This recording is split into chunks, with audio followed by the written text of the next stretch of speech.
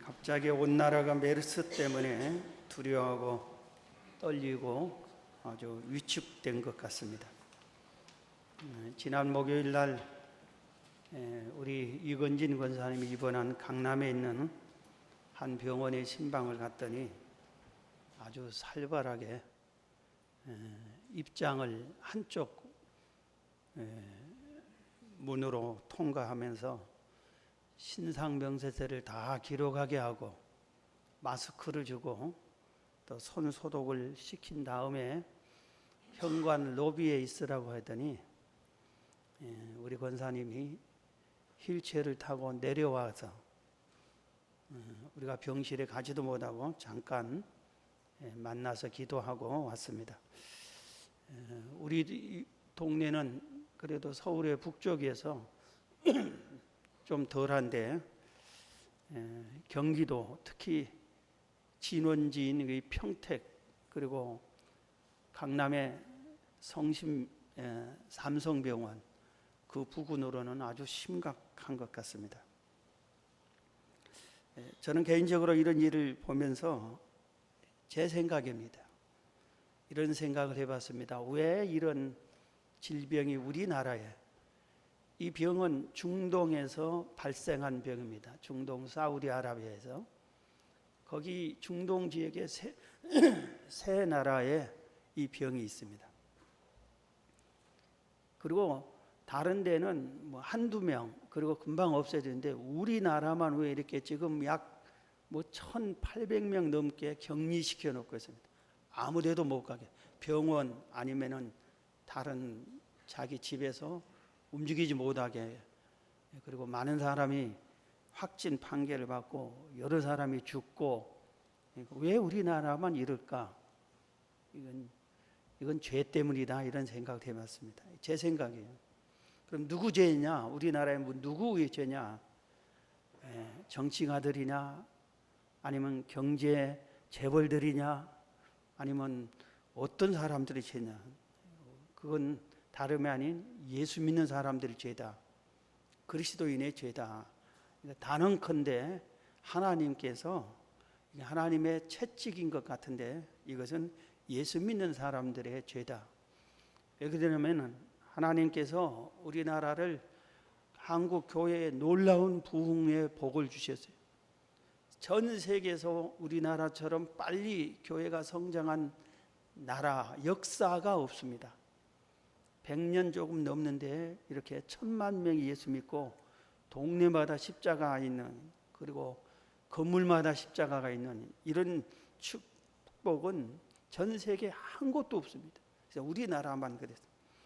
그래서 우리나라가 이렇게 기독교의 복을 받아서 이 복음을 전하고 선교하고 그리고 세상에서 그리스도인답게 살고 소금과 빛의 사명을 감당하라, 그렇게 했는데 우리나라에 비리 온상이 터지는 곳마다 예수 믿는 사람이 꼭 거기에 끼어 있습니다.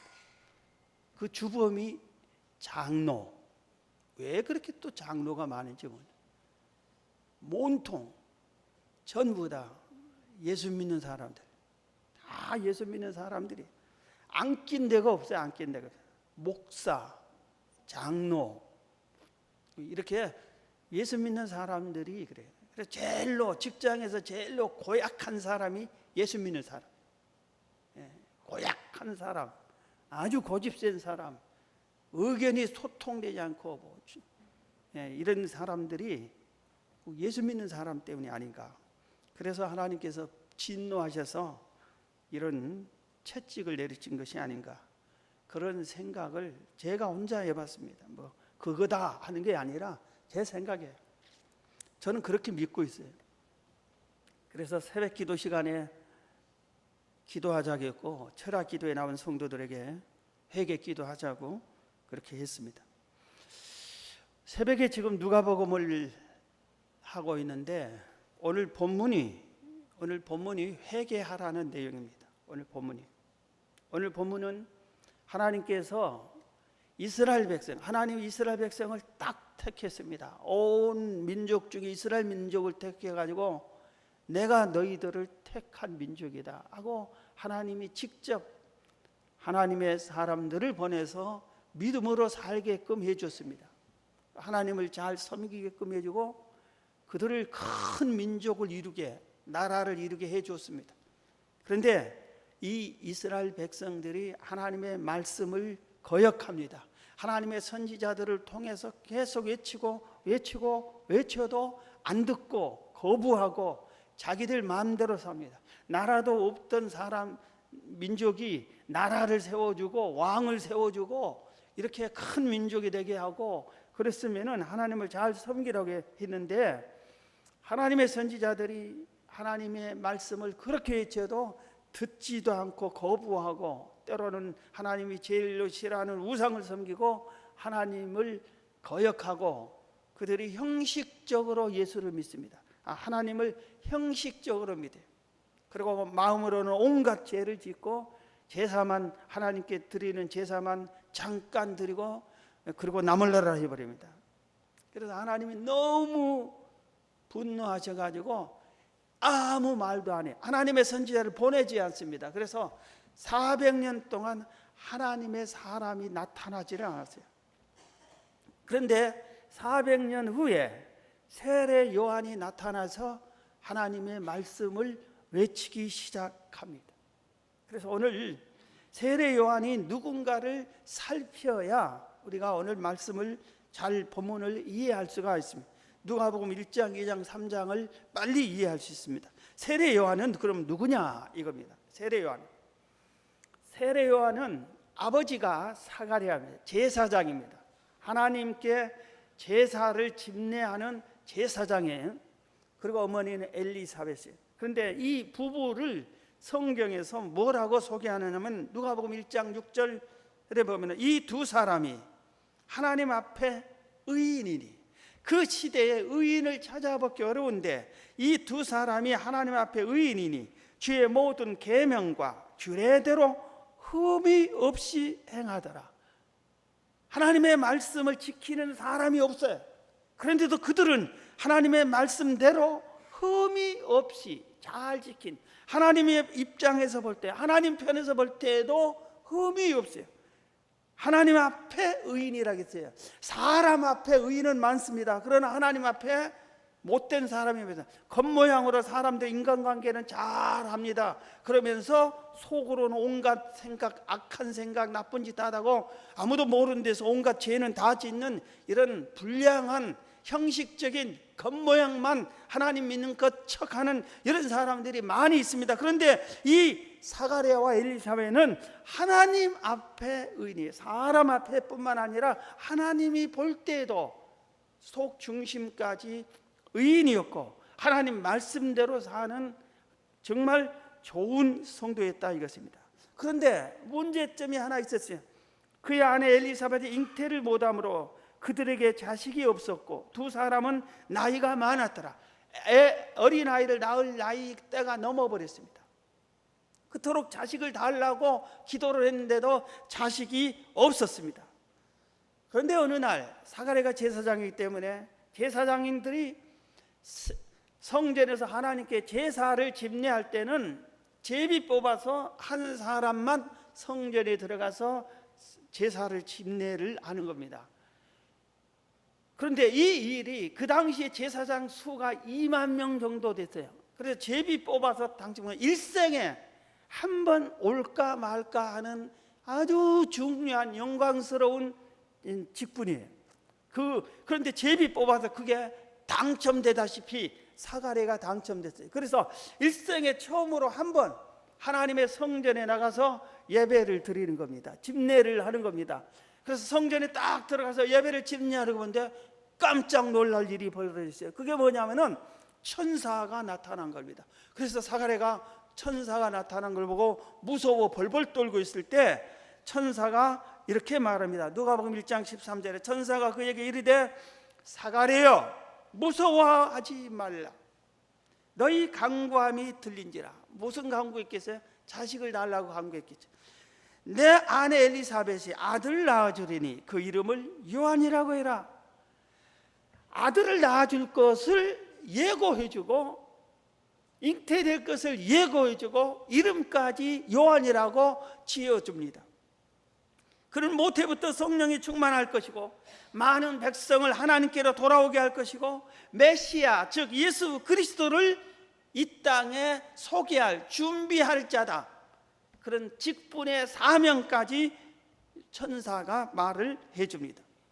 그래서 그는 이 소식을 듣고 실제로 10달 후에 엘리사벳이 아들을 낳았습니다. 그리고 이름을 요한이라고 합니다.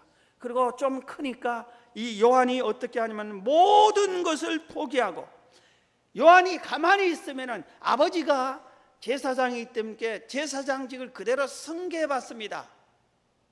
그래서 제사장, 자기도 제사장이 되는 겁니다. 그러면은 제사장이 되면은 오늘날 말하면은 삼성전자 직원과 똑같아요.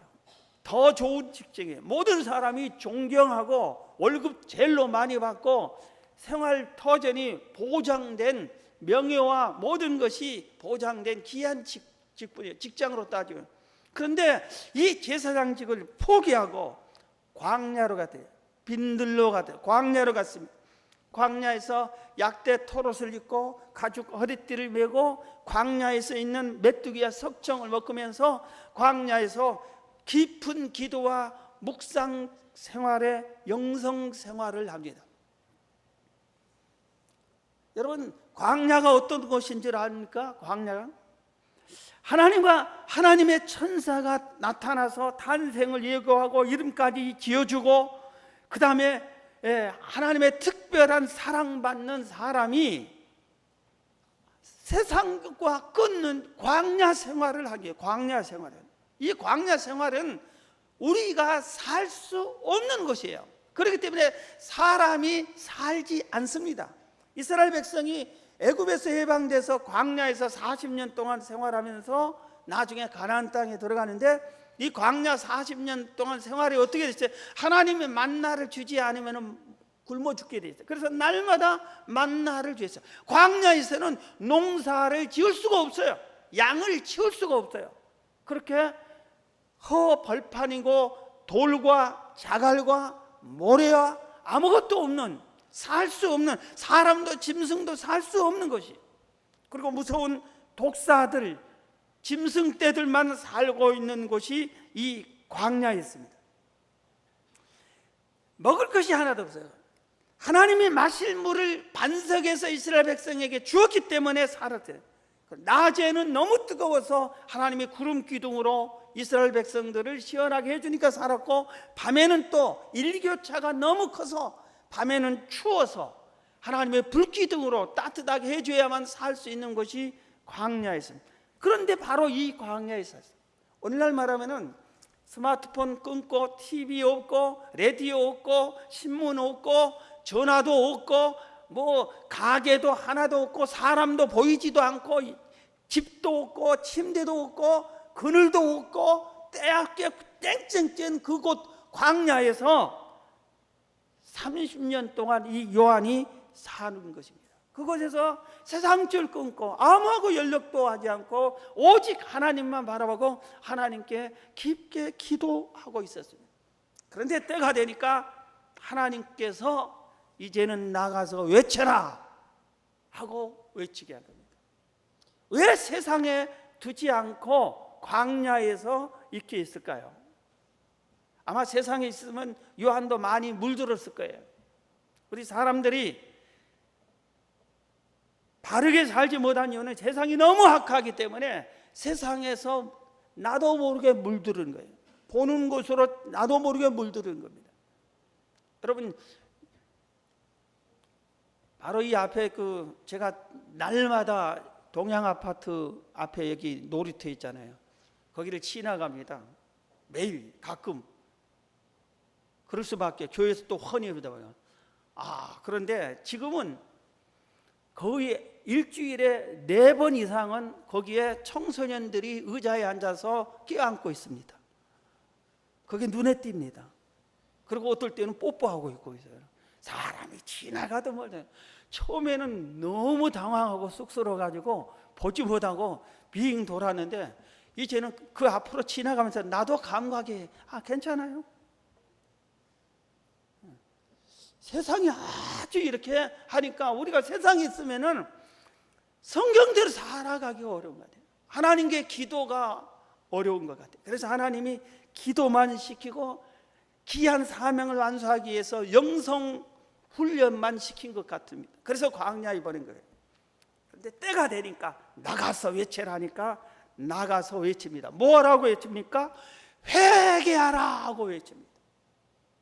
그 광야에서 나와서 요단강가로 와가지고 요단강에서부터 외치기 시작합니다.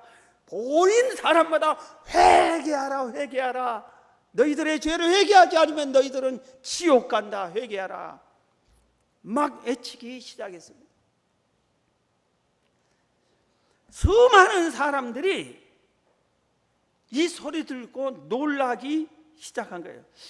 한 번도 저런 소리를 들어본 적이 없어요. 400년 동안에 하나님의 말씀을 외친 선지자가 나타나지 않았기 때문에 한 번도 이런 말씀을 들어본 적이 없어요. 그런데 갑자기 아주 약대 토로를 입고 수염을 길고 이렇게 생긴데 모양은 노숙자 같은데 눈은 반짝반짝 빛나고 그가 외치는 소리가 우렁차고 너무나 가슴을 찔리면서 찔리게 핵심적인 얘기를 하는데, 너 왜 그렇게 죄 짓고 사냐, 회개, 이런 식으로 외치는데 가만히 있을 수가 없어요. 견딜 수가 없었어.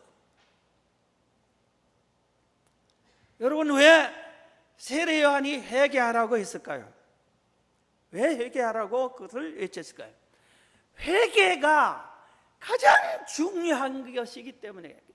설교의 주제가 수없이 많은데 회개하라고 외치는 것은 이 회개란 주제가 가장 소중한 주제이기 때문에 신앙생활의 첫걸음은 회개한 때부터 한 발짝 한 발자국 되는 거예요. 예수를 믿는 것은 회개가 돼야만 믿어지는 거예요. 믿음의 첫걸음이 회개예요. 그렇기 때문에 회개를 해야 된다고 그런 겁니다. 회개해야 제사함을 받고 믿음의 반열에 서고 하나님의 자녀가 되는 것이고, 회개해야 하나님 앞에 설 수가 있는 것이, 회개해야 우리가 내 기도가 상달되기 시작하는 것이고, 회개해야 내가 예배를 드려도 하나님께 내 예배가 올라가는 겁니다. 그렇기 때문에 회개는 신앙생활의 첫걸음이에요. 그래서 가장 소중한 회개를 하라고 외친 겁니다. 그래서 성경을 살펴보면은 예수님도 회개하라 제일 먼저 설교했고, 베드로도 성령 충만함을 받고 회개하라고 외쳤고, 사도들도 회개하라를 주 설교 제목이 회개하라 이렇게 외쳤습니다. 회개 없이는 아무것도 할 수 없기 때문입니다. 죄는 우리가 지금 두려워하는, 우리나라 사람이 두려워하는 메르스보다 1000배 만배 더 무서운 거예요. 그냥 메르스 무서워서 벌벌 떠는데 죄는 하나도 무서워하지 않아요. 그게 잘못된 게, 죄가 이것보다 100배 1000배 더 무서운 거예요. 암병보다 더 무서운 것이 죄예요, 죄. 죄는 하나님과 우리 관계를 끊어버립니다. 하나님과 나 사이의 관계를 딱 끊어버리는 거예요, 죄가. 그리고 얼마나 무섭습니까? 죄가 하나님께 드리는, 내가 아무리 탄탄하면서 하소연하면서 눈물 지며 기도해도 죄가 있으면 딱 막아버립니다. 하나님이 주시는 우리를 긍휼히 여기서 은혜와 사랑과 축복을 주고 싶은데 죄가 있으면 딱 막아서 하나도 내려오지가 않습니다. 죄가 있으면 하나님이 참지 못하면 진노와 저주를 가져오는데, 하나님이, 사랑의 하나님이 아무나 진노와 저주를 주겠어요? 참고 참는 거예요, 죄를. 그래서 이 죄가 하나님의 진노와 저주를 끌어들이는 겁니다. 무서운 심판, 채찍이 죄 때문인 거예요, 죄 때문에. 죄가 우리의 영적 소경이 되게 하고 우리의 마음의 평화를 뺏어가고 두려움과 고통을 가져다 줍니다.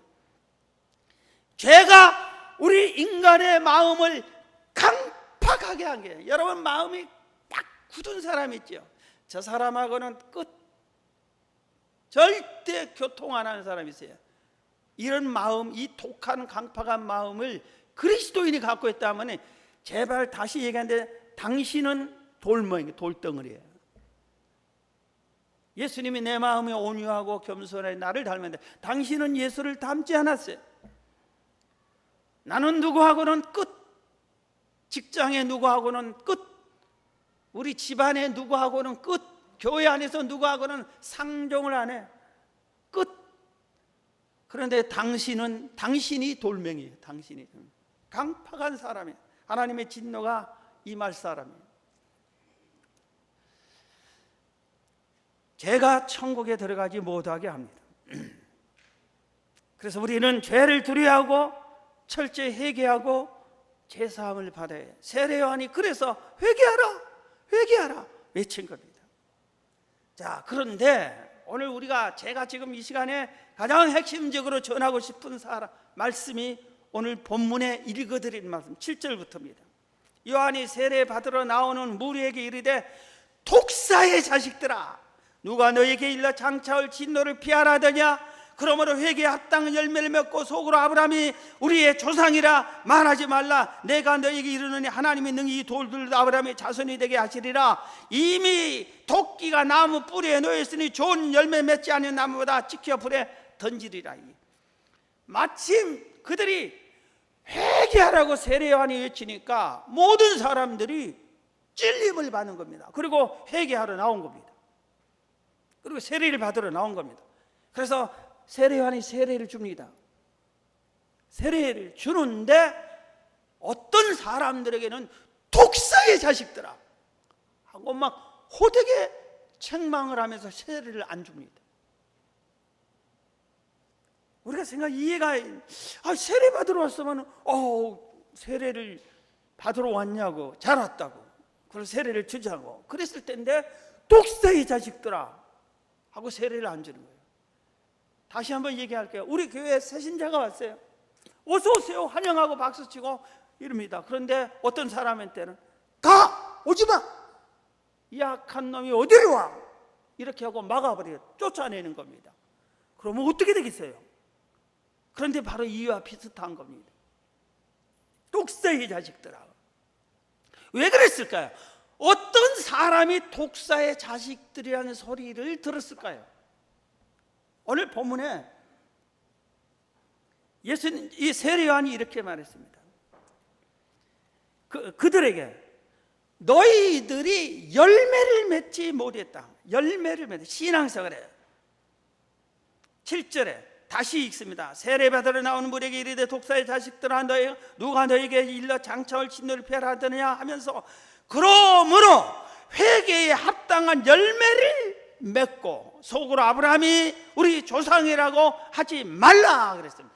열매 없는 신앙생활을 하는 사람들을 독사의 자식들이라는 거예요. 이게 다시 쉽게 설명하면은 이들이 마음속으로 이런 마음을 가졌어요. 나도 세례 받아야 되겠다. 그래서 천국을 가야 되겠다. 천국은 가고 싶으니까 세례를 받고 싶은데 그들의 행동은 어떠냐면은 열매가 하나도 신앙생활에 열매가 하나도 맺힌 것이 없었다 이겁니다. 세상에 나가서 세상 사람들과 똑같아요. 구별이 되지가 않아요. 세상에서 그리스도인들은 빛과 소금이 되는데 빛이 되지가 않고 소금이 되잖아요. 한 직장에서 5년, 10년을 직장 생활하는데 직장인들이 당신은 예수쟁이야 이 소리를 안 하면 이 사람은 빛과 소금이 아니에요. 당신은 우리하고 달라. 당신은 정직한 사람이야. 이런 소리를 듣지 못하고 한 직장에서 같이 신앙생활을 했으면 이 사람은 절대 똑같은 사람이지 다른 사람이 아니에요. 빛이 되라 소금이 되라 이 역할을 못한 사람이에요. 그 직장이 전부 다 빛된 사람들이 성경대로 사는 사람, 전부 다 의로운 사람들만 모여서 죄를 한 번도 안 져요? 그렇지 않잖아요. 직장에서도 죄 짓고 들리는 얘기하고 그러면 거기서 같이 어울리는 거예요. 이건 참된 그리스도인이 아니라 이겁니다. 그래서 우리가 직장인 다 어울리지 말라는 게 아니라 죄와 어울리지 말고 죄 짓는 일에 어울리지 말라는 게, 잘못된 일에 어울리지 말라. 내가 같이 잘못된 일을 하지 말라 이겁니다. 바르게 살라 이겁니다. 정직하게 살라 이겁니다. 의롭게 살라 이겁니다. 그래서 그들은 그런 열매가 하나도 없었어. 똑같았어. 그래서 독사의 자식들에게, 그래서 그들이 하나 있어요. 우리는 아브라함의 후손이다. 아브라함의 후손의 소리는 모태신앙이다 이겁니다. 나는 어머니 뱃속에서부터 예수 믿었는데 내가 지옥 갈 리 없지, 천국 가겠지. 그리고 삶은 세상 사람들과 똑같이 사는 거예요. 내가 목사의 아들인데, 내가 장로의 딸인데 어떻게, 설마 내가 그래도 교회 가서 집사가 됐는데 내가 지옥 가? 설마? 여러분, 지금 아브라함의 자손이라기도, 8절에 아브라함의 자손이라기도 하나님께서 열매 없는 그들을 도끼로 이미 찍어버렸다고 그랬어요. 아브라함의 자손이 하등이 소용없어요. 순교자의 자손이라고 해도 하등이 소용없어요. 내가 예수 믿지 않으면, 아버지가 목사여도 그 사람이 예수 믿지 않으면 그 예수 믿지 않는 그는 지옥 갈 수밖에 없는 거예요. 내가 직접 회개해야 되는 거예요. 내가 예수를 직접 믿고 구원을 받아야 되는 겁니다. 여러분, 정신 차려야 됩니다. 우리가 정신 차려야 돼요. 설마 내가, 그러면서 세상 사람들과는 똑같이 사는 사람은 정신 차려야 됩니다. 오늘 이 말씀 듣고 회개를 제대로 하지 않으면 안 되는 겁니다. 회개는 완전히 세상의 줄을 끊고 세상 사람이 세상을 닮는 것이 아니라 돌이켜서 성경대로 사는 거예요. 성경대로, 하나님 뜻대로 사는 거예요. 그래야 이게 철저한 회개가 되는 것입니다. 그러니까 무리들이 다시 우리가 어떻게 해야 됩니까? 하고 물었어요. 참 여기 성경이 이들이 독사의 자식들은 가라 하니면 무려 세례 안 받으면 되지 하고 가버렸으면 될 텐데 그렇지 않았어요. 책망 다 듣고 그럼 우리가 어떻게 할까요? 그러는 거예요. 세례 요한의 말씀이 너무 강하게 외친 겁니다. 그들을 구원시키려고 그런 거예요. 그랬더니 10절부터 보세요. 오늘 보면 무리가 물어 이르되 그러면 우리가 무엇을 하리까? 하게 물으니까 세 종류의 사람들에게 지적이 됩니다. 11절 대답해 이르되 옷 두 벌 있는 자는 옷 없는 자에게 나눠줄 것이요 먹을 것이 있는 자도 그렇게 할 것이라. 첫 번째 이거예요. 물질이 있는 사람, 재물이 있는 사람, 떡이 지금 2개 있어요. 떡이. 그런데 한 옆에 사람이 아무것도 못 굶었습니다. 그러면 떡 하나를 주라 이겁니다. 내가 옷이 2벌 있어요. 이 사람은 옷이 없어. 그러면 한 벌을 주라 이겁니다. 재물을 나누어자. 재물을 움켜만 쥐고 아무에게도 나눠지지 않고 심지어 하나님의 끝까지 도둑질하고 이러면은 너는 책망받는다 이겁니다. 재물을 잘 사용하라. 나누어주라. 이웃을 사랑하라 이거. 재물로. 자, 두 번째 12절 세리들도 세리를 받고자 해 와서 이르되 선생여 우리는 그러면은 무엇을 해야 됩니까? 하고 물었어요. 그러니까 13절에 이르되 부과된 것 외에 거두지 말라. 당시에 세무, 오늘날은 그렇지 않지만 그 당시에 세무서 직원들은 저 가게에 가서 세금을 100만 원 세금을 내라 딱 했으면은 국가에서 100만 원 내겠는데 자기가 100만 원을 내린 게 아니라 400만 원을 세금을 내라고 합니다. 그리고 딱 걷어가지고 100만 원은 국가에서 내라는 거 주고 300만 원은 자기가 먹어버리는 거예요. 이런 짓을 하지 말라. 이것은 권력을 가지고 남용하지 말라요. 권력 가지고 남용하는 사람들이 직장에 다 있습니다. 모든 직장에 다 있어요. 사회에 다 있어요. 권력을 가지고 남용한 사람들. 그 다음에 14절에 군인들 또 물어 이르되 우리는 그럼 어떻게 해야 됩니까? 했더니까 사람을 강탈하지 말고 거짓으로 고발하지 말고 급료를 족한 줄로 알라 그랬어요. 군인들은 힘을 가진 사람들. 그 힘을 가지고 죄짓지 말라, 약한 자를 괴롭히지 말라 이겁니다. 힘 있는 사람이 약한 자를 강탈하는 것 쉽게 합니다. 그리고 받은 연봉을 족한 줄로 알라 이겁니다.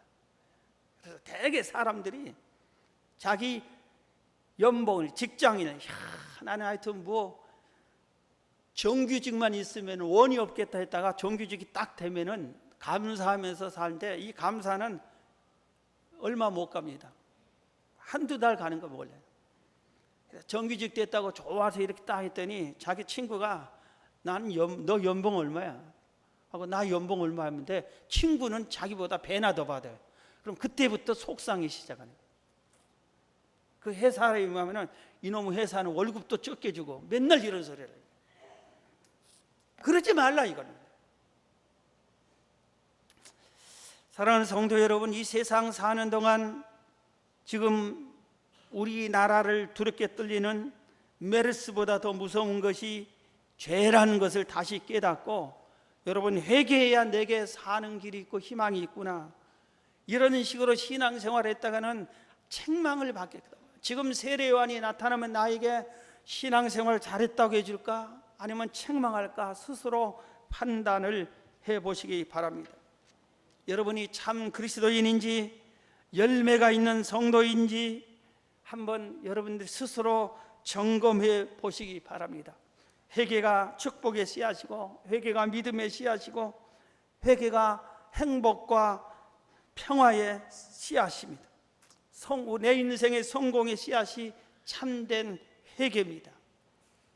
굳은 신앙을 버리세요. 딱 정해져 있는 신앙을 좀 버려요. 딱 정해지고 그 틀에서 벗어나지 않고 그대로만 신앙생활 하려고 하지. 그렇지 말고 고쳐 뜯어 고쳐요. 제발 좀 이렇게 하면 되겠지, 설마가 사람은 잡는다고 우리는 속담 있잖아요. 바꿔요. 그래서 오늘 여러분들이 세례요한을 맞이하세요. 이 외침을 듣고 여러분이 변화받아서 하나님의 사랑과 인정받는 여러분이 다 되시길 주의 이름으로 축원합니다.